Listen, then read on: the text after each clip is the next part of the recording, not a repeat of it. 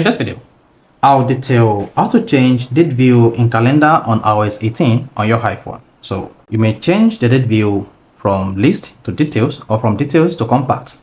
So here I'm going to show you how to do this in a very basic way. So if I don't know this video, if you found this really helpful and informative, please don't forget to like and subscribe.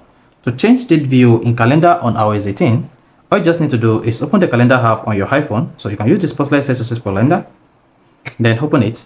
This is going to be what you're going to see by just using the calendar for the first time. And if I use the calendar before, you may see something like this on your iPhone. Now to change the date view, all you just need to do is click on this icon, the Postlight icon, and you have 4 options available here: the compact date, the stacked date, details date, and list date.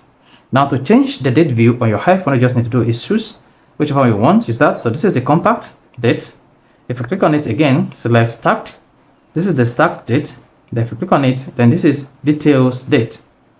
Then lastly is the list date. See that? So this is how you can easily change date view in calendar on iOS 18 on your iPhone. So if you found this really helpful and informative, please don't forget to like and subscribe.